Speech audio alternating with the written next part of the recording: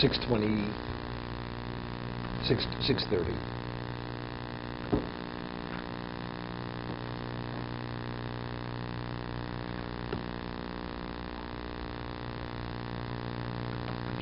Okay, page 630. V'atshuva al kol atnoim hi masha omar.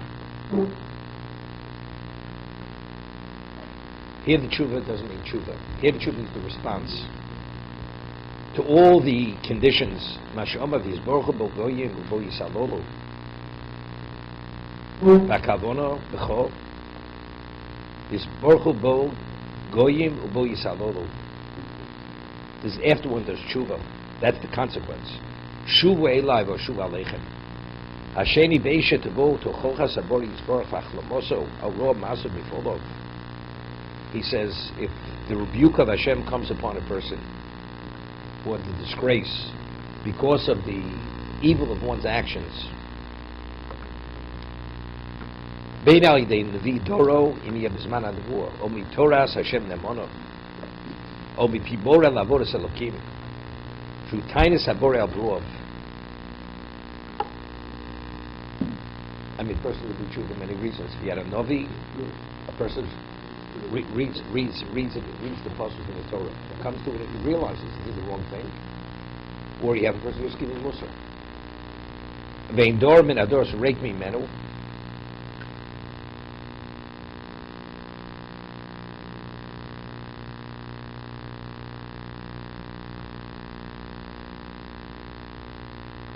Yeah. And he says every generation has such a person to give Musar.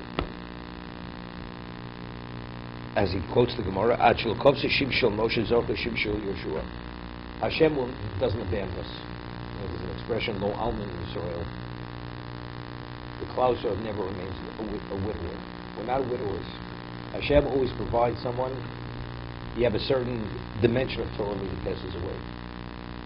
He said, what are we going to do? Somebody will replace him. It may not be at that level, but there's always someone who will be able to compensate. There's always some level of compensation. Hashem will always provide. And the Gemara says, Moshe, before the sun set, Moshe's sun set, the son of Yeshua radiated. The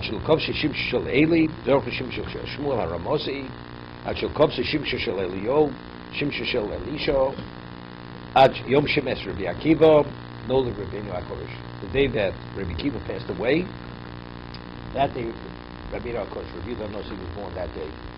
That Hashem always never leaves us, never abandons us. And on this level, throughout the generations, wherever it is in the world, Hashem doesn't leave Klaus bereft. That literally they're in a hopeless state. Lo yesa kori elokim, v'lavadoso morel el toroso. You know, the Gemara says it's a Gemara based on the pasuk in the Tocha or Megillah, right? Lo ma'astim, lo megaltim. Hashem says, as much as He exiles us, He punishes us, but He never sees us in a detestable, obnoxious state. Why? So the Gemara says that this is Dorosho Rebbe v'Chaveiro. The even time of the Romans, things were very bad. But still, there's Rabbi Nossi and his group, in a group, they're the ones who actually, they recorded Torah Shabbat Peh. So He never abandons us. Even though things were so terrible, there were decrees, so on and so forth, He doesn't abandon us. Hashav hazeh, ke'eved sheborach me'avodas Adonai. Person does tshuva like a slave who fled from his master. Upoga eved nemon v'Adonai. Right, you have two slaves. One flees and he abandons his responsibility, and he meets a faithful slave of that same master. So the faithful slave says to the master, to the slave who's totally irresponsible, and he informed him, gave him Musar, and he gave him good advice that he should return to the master. And he told the slave who was deserved punishment, he says, I guarantee you go back, the master will forgive you. And he reminded the slave of all the good that the master had done for him, and therefore his flight was totally wrong. And the slave returned and he submitted to the master.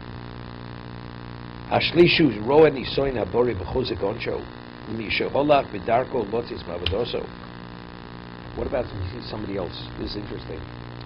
Mar says, when Hashem brings tragedies and disaster on the world, what is it for us?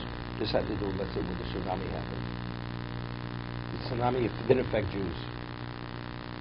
It's for us to understand. You see the power of Hashem, and such a level of destruction doesn't come because you're doing too many mitzvahs. So evidently, it's the wrath of Hashem. So if you understand what Hashem is capable to do, you understand, thank God it's there, it's not here. But it's a little bit of a wake-up call to understand if you don't behave properly, as it was there, it could happen here. You have an earthquake, so on and so forth. We have to draw from this and apply it to ourselves. That's something to say, bro. No. It's not a good thing, but it wasn't. You have to. Yeah, but here you actually see destruction. Earthquake, whatever it may be, a tidal wave, right? We have in the Far East, you have this typhoons, whatever it is, people are just swept away, mudslides, towns just wiped out, volcanoes eruption. You hear these things. It's there. Things could happen here also. Look, we had the Hurricane Sandy, right? You saw what it just in a few days what it did to this. Turned the city upside down. With all the sophistication, with all the telecommunication, with everything we had, it was all worthless. Destroyed it. The tunnels, everything was destroyed with the water that came in. So what does it take to destroy anything? It's a blink of an eye. So it's not the best reason to do tshuva, right? You should do tshuva, recognize you did the wrong, but sometimes you need to wake up call. So even though it doesn't happen here, Hashem brings suffering on the world for us to draw from that we should apply it to ourselves. And it happened there, chas v'sholom, it could happen to us. You discuss it with Al at breakfast. Hashlishi, sheroed nisoyin habor v'chozek onsho. Yeah, you see the testing and the severe punishment of Hashem to misholach bedarko lotzeis miyavodoso. Person who chose to go his own path and to abandon his service. Yivosebov Yoshvel Hashem, he will be rebuked through this. He will return miyoroso oncho v'nichmosa chazoko, as a result of seeing the punishment of God and how Hashem could avenge.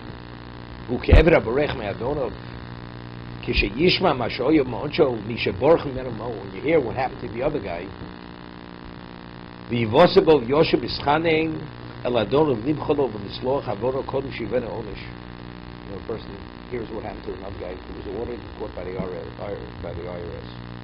So if you go and you admit it, you'll have leniency. Right? You made a mistake, they'll give you a slap on the hand, they'll give you a small one.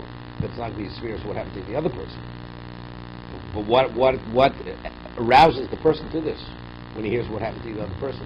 He followed his accountant's advice. He cooked the books, whatever he did.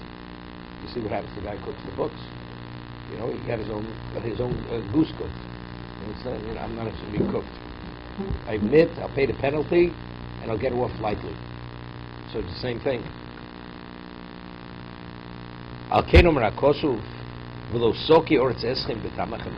the earth, so not regurgitate you, spit you out.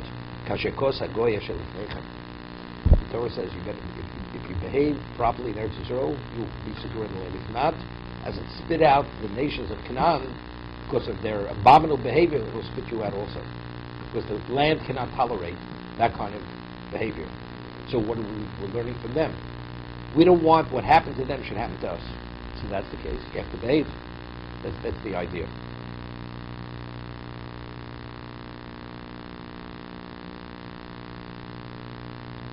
Years ago, they still had capital punishment in the United States. This is before the lethal injection. They put the person on what they call the hot seat. Okay? So we used to have, I'm going back a long time, we used to have debates in school. Right? We had to debate the issue, capital punishment. Yes, no. Is it a deterrent? What is it? And the whole idea of being a deterrent. the value of being a deterrent. When a person hears what happened, because the person crossed the line so many times, that was his end, people would think twice before misbehaving. And that deterrent aspect doesn't exist anymore. And of course, it doesn't exist. That's why the society looks the way it looks. To be continued.